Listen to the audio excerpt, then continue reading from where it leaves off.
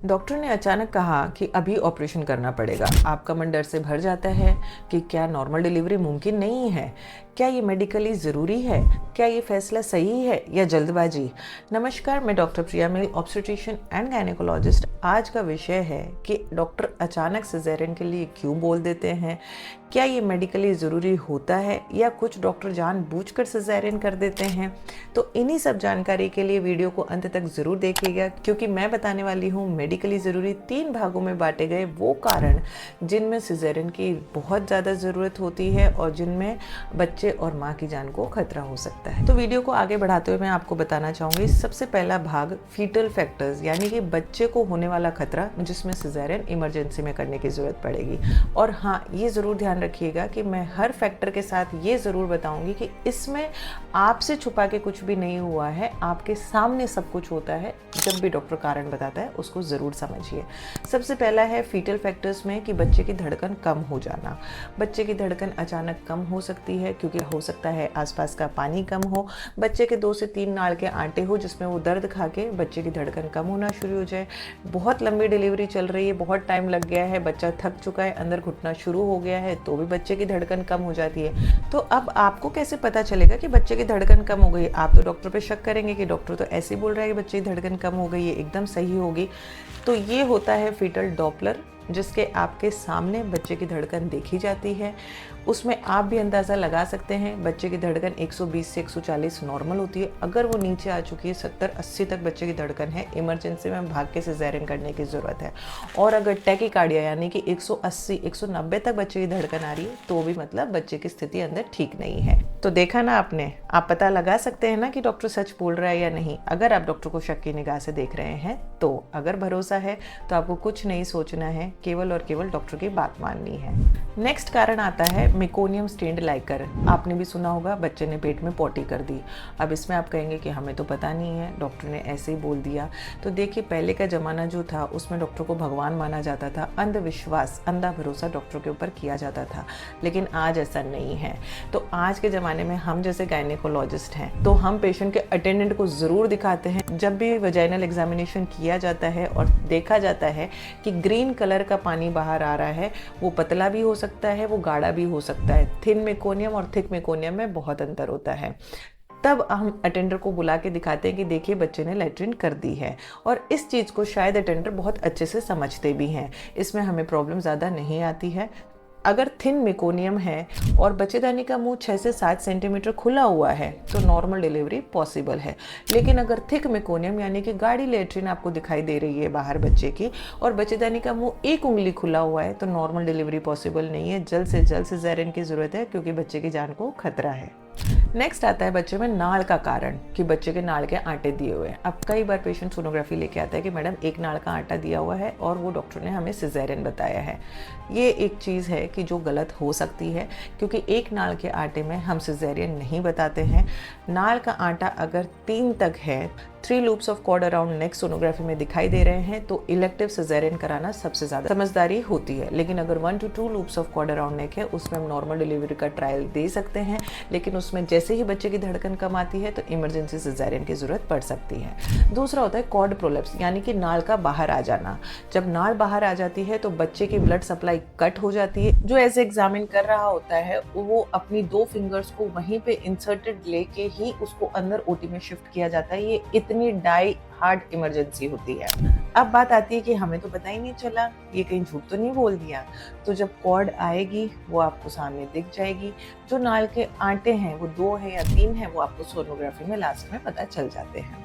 Next आता है बच्चे की पोजीशन क्या है, बच्चा उल्टा है या बच्चा आड़ा है। अगर बच्चा सीधा है तो आराम से नॉर्मल डिलीवरी का ट्रायल किया जा सकता है। लेकिन पहला बच्चा है और उल्टा बच्चा है तो नॉर्मल डिलीवरी के चांसेस बहुत कम हो जाते हैं, क्योंकि मदर की वजाइना पहले से प्रिपेयर्ड नहीं होती है, मदर का यूट्रस पहले से प्रिपेयर्ड नहीं होता है। जैसा कि हम कहते हैं अगर दूसरा तीसरा बच्चा है और उल्टा बच्चा है तो नॉर्मल डिलीवरी पॉसिबल है। लेकिन पहला बच्चा और उल्टा बच्चा, रिस्क आपकी है, आप लेना चाहें आप ले सकते हैं। क्योंकि जैसे ही बच्चेदानी का मुंह 4 से 5 सेंटीमीटर खुलता है बच्चे के बाकी के अंग नीचे आ जाते हैं, लेकिन सिर, जैसा कि बीपीडी बाइपैरेटल डायमीटर सबसे ज्यादा होता है, वो अटक सकता है। और उस टाइम पे ना तो सिजेरियन पॉसिबल है ना ही नॉर्मल डिलीवरी पॉसिबल है। मदर और बेबी दोनों के लिए बहुत ज़्यादा ट्रॉमेटिक हो जाता है। नेक्स्ट फैक्टर्स की जब अपन बात करेंगे तो दूसरे भाग पे आते हैं प्लेसेंटल फैक्टर्स, यानी कि आंवड़ की वजह से होने वाले सिजेरियंस। सबसे पहला और सबसे कॉमन ये है कि आंवड़ अगर बच्चेदानी के मुंह के ऊपर है, यानी कि बच्चे का सिर भी वहाँ पे नहीं है और बच्चे का अंग, कोई और अंग भी वहाँ पे नहीं है, तो आपकी सीधी प्लेसेंटा मुंह के ऊपर है, तो बच्चा कहाँ से आएगा? पहले आंवड़ आएगी। अगर पहले आंवड़ आ जाएगी तो बच्चा अंदर खत्म हो जाएगा, क्योंकि उसे ब्लड कहाँ से मिलेगा? बच्चे और माँ के बीच में एक ही कनेक्शन होता है, न्यूट्रिशन, ब्लड और हर चीज के लिए वो होती है बच्चे की आंवड़। नेक्स्ट आता है कि प्लेसेंटल एब्रप्शन, यानी कि प्लेसेंटा ने अपनी जगह छोड़ दी, बच्चेदानी की जगह से वो हिल चुका है, उसकी वजह से ब्लीडिंग शुरू हो जाती है। जैसे ब्लीडिंग शुरू हो जाती है तो बच्चे की जान को बहुत खतरा है और इसमें माँ की जान को भी बहुत खतरा होता है। नेक्स्ट आता है प्लेसेंटा एक्रीटा या इनक्रीटा, यानी कि जो बच्चेदानी है उसके जो आंवड़ अटैच्ड है वो सबसे अंदर की चमड़ी में होती है, यानी एंडोमेट्रियम में। तो जो प्लेसेंटा होता है वो यूट्रस में एंडोमेट्रियम यानी कि सबसे अंदर की दीवार पे अटैच्ड होता है, लेकिन जब ये अंदर की दीवार से अंदर घुस जाए, यानी कि मायोमेट्रियम में घुस जाए, तो उसे अपन बोलते हैं इनक्रीटा, और जब पूरी बच्चेदानी में घुस जाए तो उसे अपन बोलते हैं एक्रीटा, जो कि एक डेंजरस कंडीशन है। इसके अंदर आपका सिजेरियन तो होना तय है ही, लेकिन एक लास्ट कॉम्प्लिकेशन जो हो सकती है कि बच्चेदानी भी निकालनी पड़ जाती है अगर ज्यादा ब्लीडिंग होती है। लेकिन एक मेडिकल तरीका भी होता है कि जिसमें एक बची हुई आंवड़ अपन अंदर छोड़ सकते हैं और उसमें एक इंजेक्शन लगा सकते हैं, जिससे कि वो आंवड़ अंदर ही एब्सॉर्ब हो जाए। ये अलग तरीके हैं, जब भी टाइम आता है आपको डॉक्टर आपको अच्छे से समझाता है। तो देखा आपने, ये तरीके भी जो मैंने बताए प्लेसेंटल फैक्टर्स, ये आपकी सोनोग्राफी में साफ साफ मेंशन रहते हैं। इसमें कुछ भी छुपाया नहीं जाता है या आपसे छुप के कुछ भी नहीं किया जा रहा है कि जिसके आप पूछ ना पाए या डॉक्टर समझा ना पाए। लास्ट के भाग पे अपन आते हैं मैटरनल फैक्टर्स, यानी कि माँ के ऐसे कौन से कारण हुए जिनकी वजह से सिजेरियन करना पड़ गया। हमने तो ये सुना है कि बच्चे को बचाने के लिए ऑपरेशन होता है, जी नहीं, कुछ कारण ऐसे डेंजरस होते हैं जिसमें माँ के लिए पहले सिजेरियन किया जाता है कि बच्चे को अपन बाद में देख लेंगे, माँ का दिक्कत ज्यादा है तो हमें सिजेरियन करना पड़ेगा। सबसे पहला कॉम्प्लिकेशन और सबसे कॉमन कॉम्प्लिकेशन जिसके बारे में आपने बहुत सुना होगा, बीपी। मदर में अगर बीपी है और वो बीपी बहुत ज्यादा क्रॉस कर चुका है, अनकंट्रोल्ड बीपी है, उसकी वजह से ताड़ आ चुकी है, तो उस टाइम बच्चे के बारे में नहीं सोचा जाता। उस टाइम सबसे पहले माँ को बचाने के लिए सिजेरियन किया जाता है। नेक्स्ट आता है कि बच्चा अटक चुका है, आपने बहुत लंबा ट्रायल दिया, बच्चा नीचे नहीं आया, क्योंकि हो सकता है कि माँ की पेल्विस छोटी हो या बच्चे का सिर बड़ा हो, जिसे अपन बोलते हैं पावर और पैसेंजर की प्रॉब्लम। नेक्स्ट हो सकता है कि पहले आपका सिजेरियन है और उस सिजेरियन के बीच का जो गैप है वो बहुत कम है, यानी कि 1.5 से 2 साल का गैप है। अब आप डॉक्टर से उम्मीद करें कि आपकी पूरी ट्रायल देके 24 घंटे और आपकी नॉर्मल डिलीवरी कराए, तो ये पॉसिबल नहीं है, क्योंकि इतनी रिस्क डॉक्टर नहीं लेगा।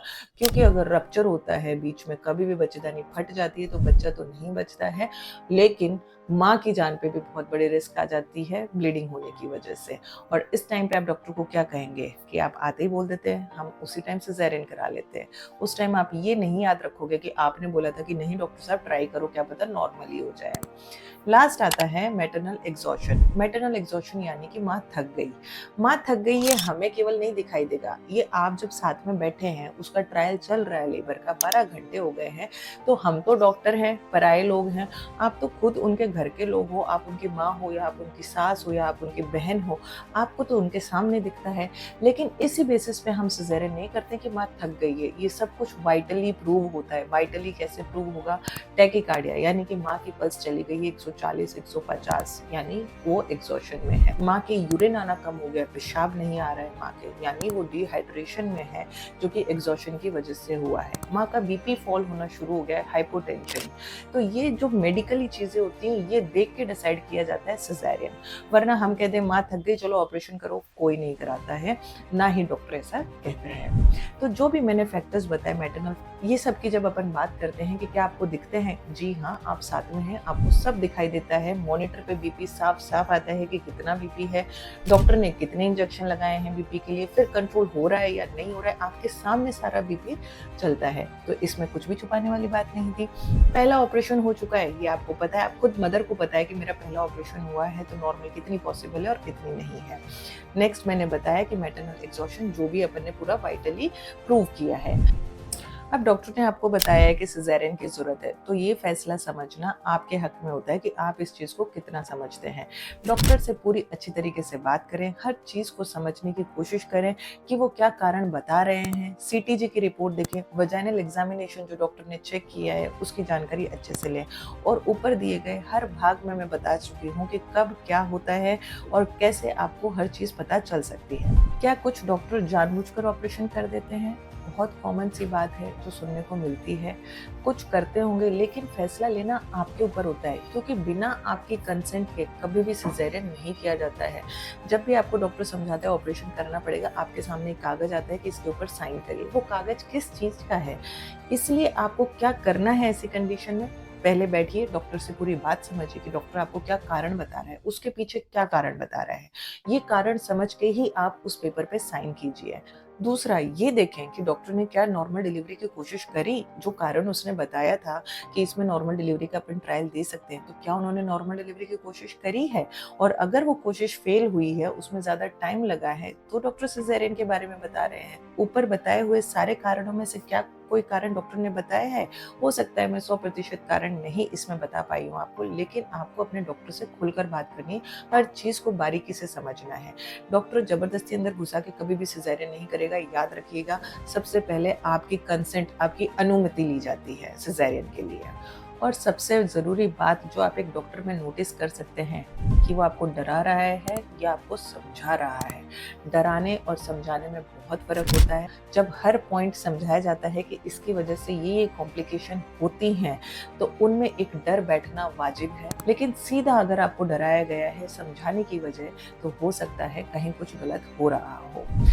ना तो आंख बंद करके भरोसा करें और ना ही बिना वजह शक करें। अब लास्ट का पार्ट आता है कि सी सेक्शन को आप इमोशनली कैसे एक्सेप्ट करें। कई माएँ गिल्ट में चली जाती हैं कि मैं नॉर्मल डिलीवरी नहीं करा पाई, मैंने बहुत मेहनत की, मैंने बहुत काम किया, लेकिन मेरी नॉर्मल डिलीवरी नहीं हो पाई।